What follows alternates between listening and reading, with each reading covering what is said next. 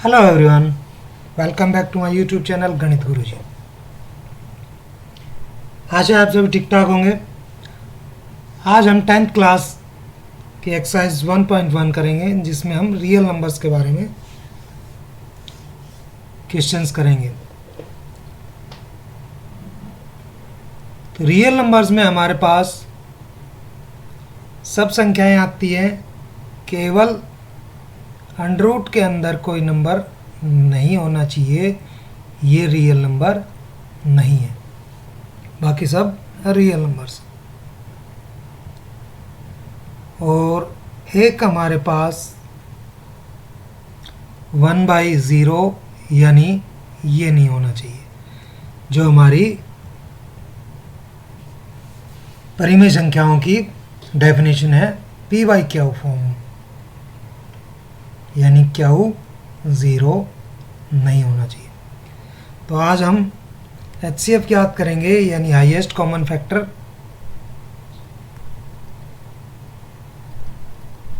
Highest common factor, महत्तम समापवर्तक, और उसको हम करेंगे यूक्लिड एल्गोरिदम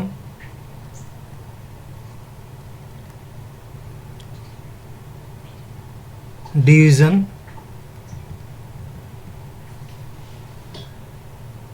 मेथड्स, यानी इसकी जो हमारे थ्योरम है उससे।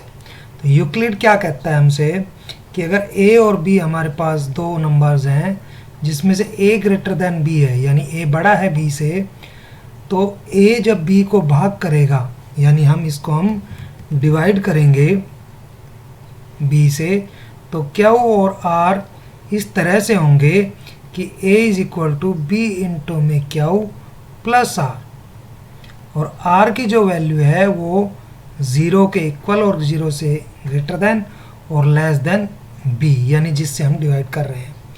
इसको आप ये भी मान सकते हैं, जैसे हमने प्राइमरी क्लासेस में करते हैं हम,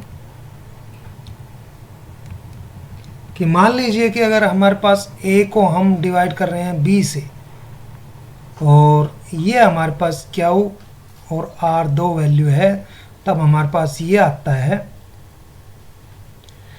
तो यहाँ पर ये हमारे पास विभाज्य, ये हमारे पास विभाजक, और ये हमारे पास भागफल q यानी b, ये q प्लस r मीन्स शेषफल। तो शेष हमेशा विभाजक से कम ही आता है या 0 आएगा, 0 और उससे जो विभाजक है उससे कम रहेगा या उनके बीच में रहेगा। तो इसी पर बेस्ड है हमारी यूक्लिड थ्योरम।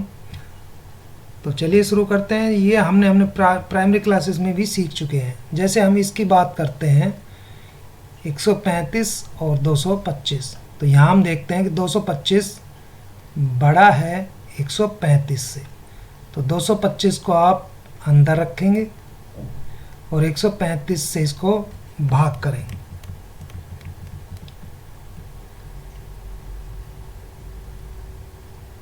इसको जब आप भाग करेंगे तो ये 1 पे जाएगा, यानी 0 और ये 9। अब क्या करोगे, 135 को अंदर ले आओ और इस 90 से इसको भाग करो, तो फिर 90 पे भी 1 पे जाएगा ये, तो ये 45 बचे। अब फिर 90 को अंदर ले आओ और ये 45 दूनी 90, जब तक 0 नहीं आए तब तक आपको ये करना है। अब आपने क्या किया था, 135 से भाग करना शुरू किया था, किसको, 225 को। तो 225 को आप ऐसे लिखोगे 135 गुणा 1 और जमा इसका जो शेष बचा यानी 90। फिर आप 135 का भाग किया आपने और कितने से किया, 90 से 1 पे गया और शेष क्या बचा, 45। फिर आप क्या करोगे, यहाँ से 90 को भाग करोगे 45 से, ये 2 पे जाएगा और शेष क्या बचा 0। तो यानी आपको 0 आ गया, और जिससे आपने लास्ट में भाग किया वो इनका HCF है। तो लास्ट में आपने किससे भाग किया 45 से, तो ये इनका HCF है। ये यूक्लिड लेमा कहलाती है, Euclid division algorithm.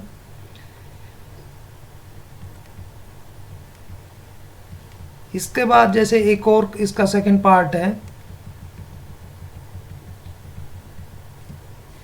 196 less than है किससे 38,220 से। तो 38,220 को आप भाग करेंगे 196 से, तो ये हमारे पास 1 पे जाएगा।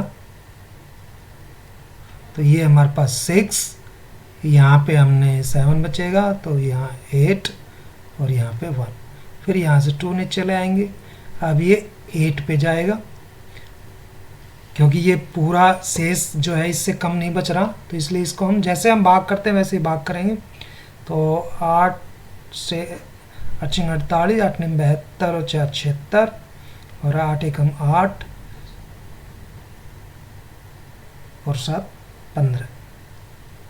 ये हमारे पास 4, ये हमारे पास 9 और यहाँ 7।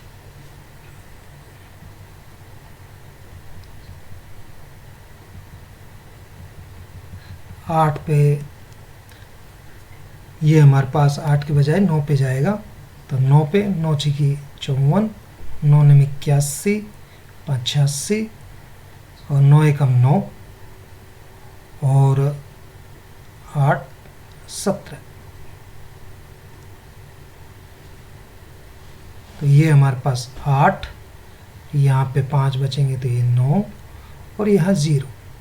अब यहाँ से एक 0 और उतार लीजिए, तो अब ये जाएगा 5 पे, 5 30 और 5 45 3 48, 5 एकम 5 4 9। तो ये पूरा ही हो गया। तो इसका मतलब आप इसको जब भी यूक्लिड मेथड से लिखेंगे तो इसको ऐसे लिखेंगे 196 गुणा में 195 प्लस 0। तो ये हमारा HCF है इनका। इसका मतलब अगर एक दो संख्याएं हमें दी हुई है और उसमें से एक दूसरे को भाग करती है, तो जो छोटी संख्या है वो HCF हो सकती है। इसके बाद इसका थर्ड पार्ट आप खुद करेंगे। सेकंड क्वेश्चन है हमारे पास, दर्शाए कि कोई भी धनात्मक विषम पूर्णांक 6 क्यू प्लस 1, 6 क्यू प्लस 3 और 6 क्यू प्लस 5 का हो सकता है, और क्यू कोई पूर्णांक है। तो मान लीजिए, माना आपके पास A और B दो पूर्णांक है और वो इस तरह से हैं कि A बड़ा है B से। तो जब आप A को B से भाग करेंगे तो आपके पास क्यू भागफल, माना आपके पास यह है क्यू भागफल और R शेष आता है, ठीक है। तो आप B को यहाँ पर 6 पोज कर लीजिए, माना ये हमारे पास B = 6 है। तो आप यूक्लिड से इसको आप क्या लिखेंगे, यूक्लिड थ्योरम से आप इसको लिखेंगे कि A को जब हमने भाग किया B से तो ये हमारे पास आया। अब A तो A ही है हमारे पास और B को हमने 6 मान लिया, तो क्यू को क्यू, R हमारे पास क्या आ सकता है, तो R की वैल्यू आप रखेंगे 0 1 2 3 4 5, ये आ सकता है। क्योंकि 6 से हम जब भाग कर रहे हैं तो हमारे पास जो शेषफल आएगा वो 0 से 5 तक आ सकता है। और यहाँ पर ये दोनों हमने जो संख्याएं मानी है ये विषम है, विषम पूर्णांक माने हमने। तो अब हमारे पास देखिए कि जो वैल्यू आएगी वो हमारे पास आएगी 6 क्यू प्लस R की जगह 0 रखिए, 6 क्यू प्लस R की जगह 1 रखिए, 6 क्यू प्लस R की जगह 2 रखिए, 6 क्यू प्लस R की जगह 3 रखिए, 6 क्यू प्लस 4 रखिए और 6 क्यू प्लस 5 रखिए। अब जब आप इसको देखते हैं तो इसमें 6 जो है वो सम पूर्णांक है, इसमें आप देखेंगे तो 2 कॉमन निकाल सकते हैं, तो यहाँ आपके पास 3 क्या प्लस 1 यानी 2 इसका गुणनखंड है। और इसमें देखेंगे तो इसमें से भी 2 कॉमन आ जाएगा, ये भी है। तो हम यहाँ से देखते हैं कि भाई 6 क्या प्लस 2 और 6 क्या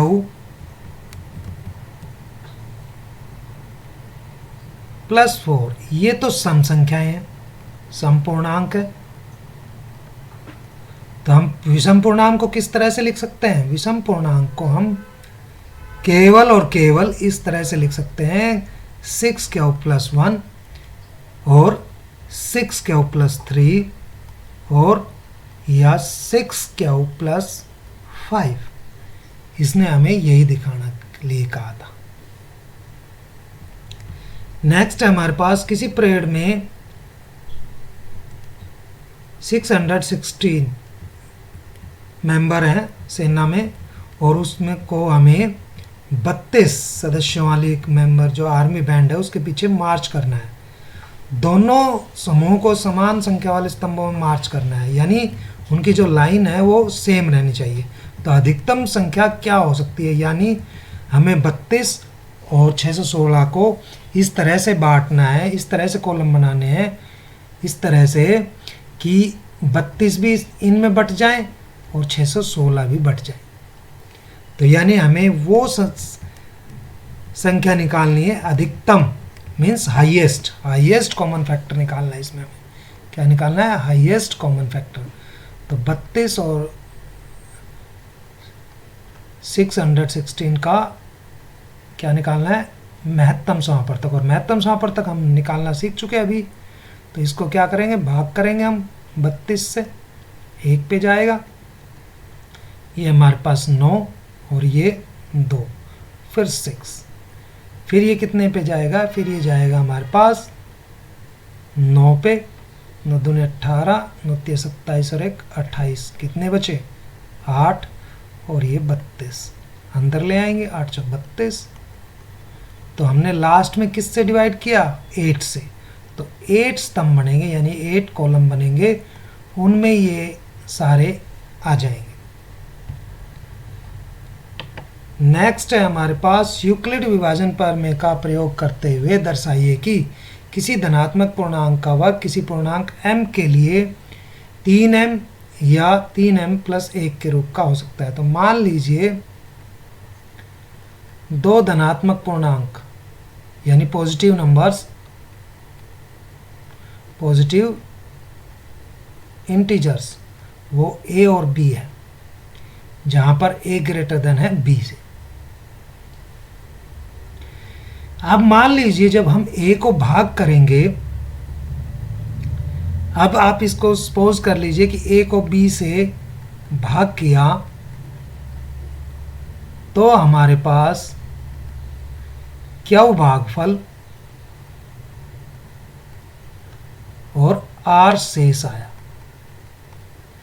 अब b को अगर हम कुछ भी नहीं माने तो हमें r की वैल्यू पता ही नहीं चलेगी कि कितना शेष आया। तो b को हम मान लेते हैं कि उसको हमारे पास क्या चाहिए? 3 चाहिए, तो b को आप 3 मान लीजिए। तो a को यूक्लिड मेथड से आप क्या दिखाएंगे? यूक्लिड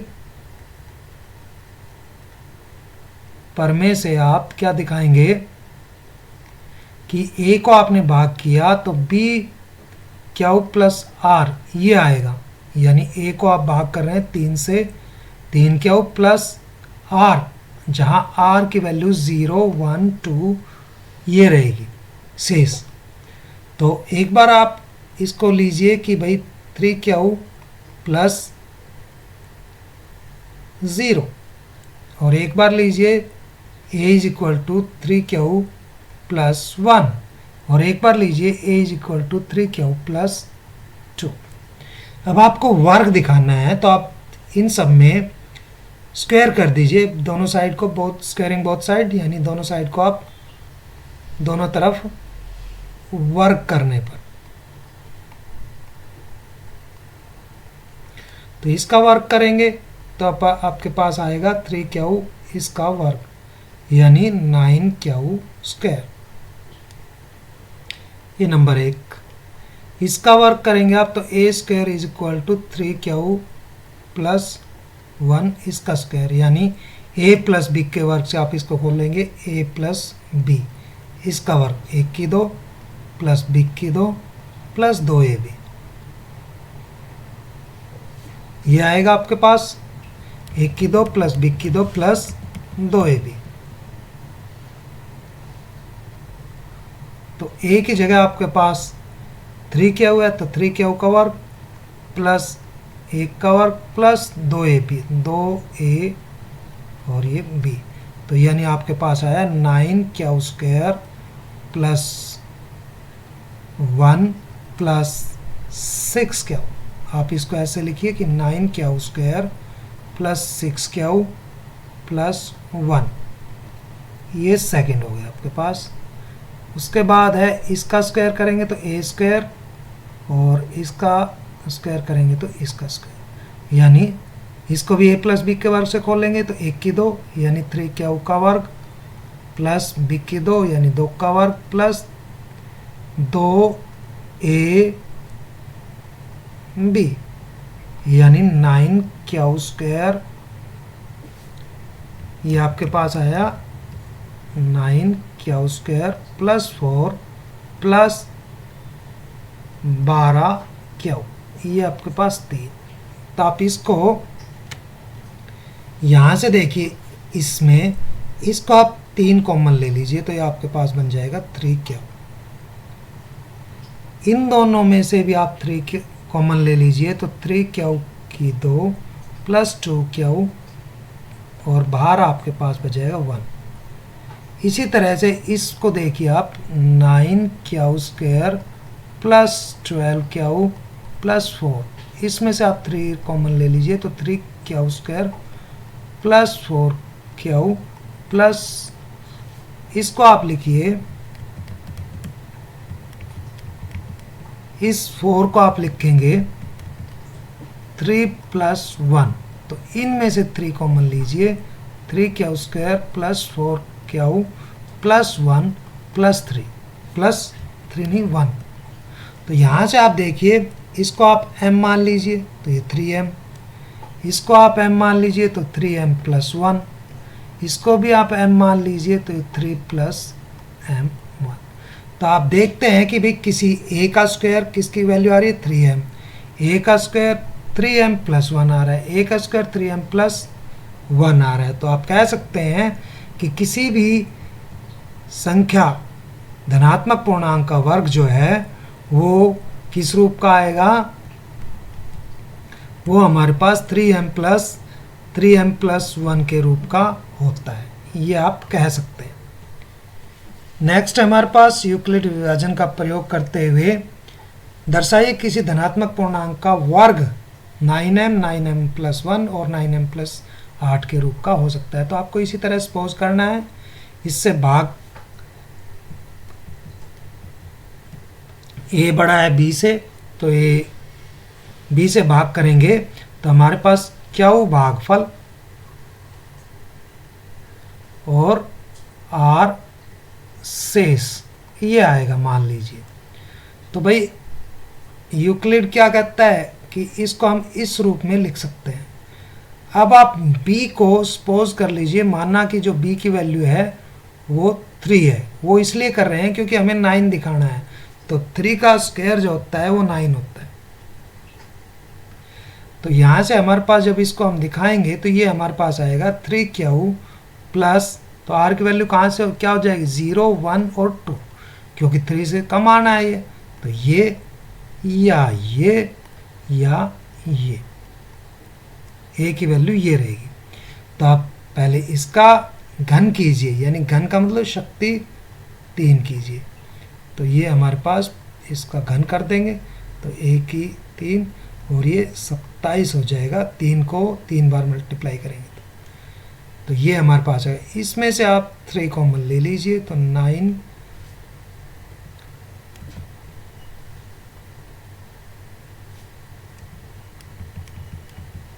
यहाँ से 9 कॉमन ले लेंगे तो 3 क्या की पावर 3। आप इसको m सपोज कर लीजिए तो 9m आ गया, ये हमारे पहली वैल्यू कि 9m की। अगली बार से a3 इसको लीजिए, इसका क्यूब। तो इसका आप जब क्यूब करेंगे तो पहले a का क्यूब, फिर b का क्यूब, फिर 3a स्क्वायर यानी 3 क्यूब का स्क्वायर इंटू b, फिर 3a b स्क्वायर, तो ये b स्क्वायर। तो ये हमारे पास आ गया 27 क्यूब की 3 प्लस 1 प्लस ये भी हमारे पास 27 क्यूब की 2 आ जाएगा, और ये हमारे पास 9 क्यूब आ जाएगा। अब आप इसमें से कॉमन लीजिए, तो आप कॉमन लेंगे 1 को आप पीछे लिख लीजिए, इसमें और इसमें आप 9 कॉमन ले सकते हैं। तो ये हमारे पास क्या आया, 9 कॉमन लेंगे तो ये हमारे पास 3 cube 3 plus 3 cube 2 plus cube और प्लस 1। तो आप इसको सपोज कर लीजिए m, तो ये हमारे पास 9 प्लस 1 हो गया। तो ये हमारे पास ये पार्ट हो गया कि हम किसी भी संख्या का जो क्यूब है वो इस रूप का होता है। उसके बाद हम इसको लेते हैं, सपोज कर लीजिए इसको यहीं पर दिखा देते हैं कि इसको 2 लेते हैं, तो ये 2 हो जाएगा, ये भी 2 हो जाएगा और ये भी 2 हो जाएगा। तो ये हमारे पास हो जाएगा 8 और ये हमारे पास हो जाएगा 54 और ये हमारे पास हो जाएगा 36, यानी ये हमारे पास 2 का क्यूब और यहाँ 2 प्लस 3 इंटू 3 क्यूब इंटू इसका स्क्वायर। तो ये हमारे पास 27 क्यूब की 3 प्लस 8 प्लस ये हमारे पास हो जाएगा 9 की 54 क्यूब की 2 प्लस ये हमारे पास 4 3 12 3 36 क्यूब। तो आप इसमें और इसमें इनको इकट्ठा लिख लीजिए।